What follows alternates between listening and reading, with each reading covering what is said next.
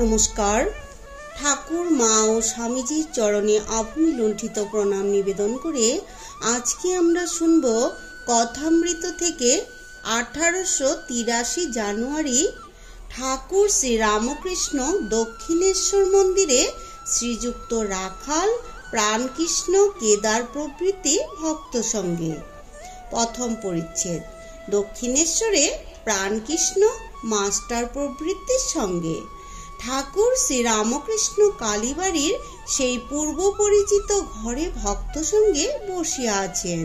নিশিদিন হরি প্রেমে, মার প্রেমে মাতুয়ারা। মেঝেতে মাদুর পাতা, তিনি সেই মাদুরে আসিয়া বসিয়াছেন।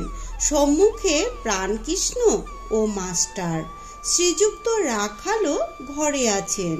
হাজরা মহাশয় ঘরের বাহিরে দক্ষিণ পূর্ব বারান্দায় বসিয়া আছেন। শীতকাল, পৌষ মাস। ঠাকুরের গায়ে মোলস্কিনের র্যাপার। সোমবার, বেলা 8টা। 18 পৌষ, কৃষ্ণা অষ্টমী, 1 জানুয়ারি 1883। তো এখানে মাস্টারমশাই উল্লেখ করছেন ঠাকুর কালীবাড়ির পূর্ব পরিচিত ঘরের ভক্ত সঙ্গে বসিয়া আছেন, আর সবসময় ঠাকুর হরি প্রেমে আর মার প্রেমে মাতুয়ারা হয়ে আছেন।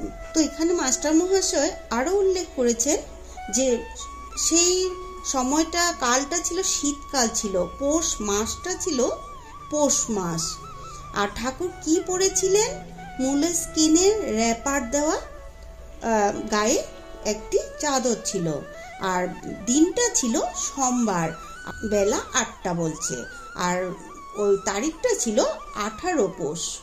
18 পৌষ কৃষ্ণা অষ্টমীতে, ওই দিন ছিল 1 জানুয়ারি 1883 খ্রিস্টাব্দ। তো এখন অন্তরঙ্গ ভক্তগণ অনেকে আসিয়া ঠাকুরের সহিত মিলিত হইয়াছেন। নুনাধিক 1 বৎসর কাল নরেন্দ্র, রাখাল, ভবনাথ, বলরাম, মাস্টার, বাবুরাম, লাটু প্রভৃতি সর্বদা আসা যাওয়া করিতেছেন। তাহাদের বাৎসরিক পূর্ব হইতে রাম, মনমোহন, সুরেন্দ্র, কেদার আসিতেছেন। প্রায় 5 মাস হইল। ঠাকুর শ্রী রামকৃষ্ণ বিদ্যাসাগরের বাদুর বাগানের বাটিতে শুভাগমন করিয়াছিলেন।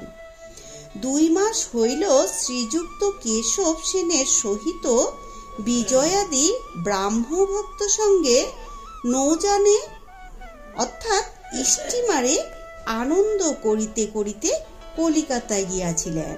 শ্রীযুক্ত প্রাণকৃষ্ণ মুখোপাধ্যায় কলিকাতার শ্যামপুকুর পল্লীতে বাস করেন। তাহার আদি নিবাস জানাই গ্রামে। এক্সচেঞ্জের বড়বাবু নিলামের কাজ তদারক করেন।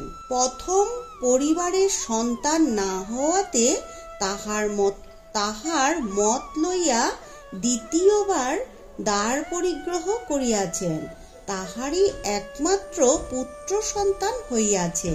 ঠাকুর শ্রী রামকৃষ্ণকে প্রাণকৃষ্ণ বড় ভক্তি করেন। একটু স্থূলকায়, তাই ঠাকুর মাঝে মাঝে মোটা বামুন বলিতেন। অতি সজ্জন ব্যক্তি। প্রায় 9 মাস হইল ঠাকুর তাহার বাটিতে ভক্ত সঙ্গে নিমন্ত্রণ গ্রহণ করিয়াছিলেন।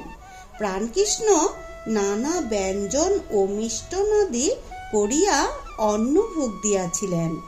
ঠাকুর মেঝেতে বসিয়া আছেন। কাছে এক চাংড়া জিলেপি কোনো ভক্ত আনিয়াছে। তিনি একটু জিলেবি ভাঙ্গিয়া খাইলেন। শ্রী রামকৃষ্ণ প্রাণকৃষ্ণদের প্রতি সাহায্য। দেখেছ, আমি মায়ের নাম করি বলে এইসব জিনিস খেতে পাচ্ছি। এ বলে একটু ঠাকুর হাসলেন।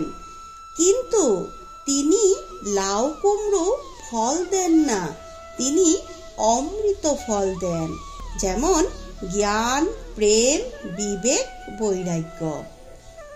এবারে ঘরে একটি 6-7 বৎসরের ছেলে প্রবেশ করিল। ঠাকুর শ্রীরামকৃষ্ণের বালক অবস্থা।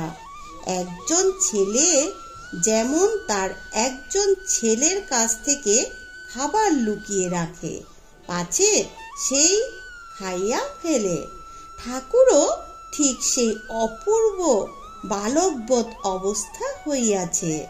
তিনি জিলেবির চাঙ্গারিটা হাত ঢাকা দিয়া লুকাইতেছে। ক্রমে তিনি চাঙ্গারিটি এক পাশে সরাইয়া রাখিয়া দিলেন। প্রাণকৃষ্ণ গৃহস্থ বটেন, কিন্তু তিনি বেদান্ত চর্চা করেন। বলেন, ব্রহ্ম সত্য, জগৎ মিথ্যা, ইনিয়ে আমি শুভহম। ঠাকুর তাহাকে বলেন, কলিতে অন্নগত প্রাণ, কলিতে নারদীয় ভক্তি। সে যে ভাবের বিষয়, ভাব ব্যতীত অভাবে কে ধরতে পারে? বালকের ন্যায় হাত ঢাকিয়া মিষ্টান্ন লুকাইতে লুকাইতে ঠাকুর সমাধিস্থ হইলেন। তো আজকের মতো আমরা কথামৃত পাঠ এই পর্যন্ত শ্রবণ করলাম।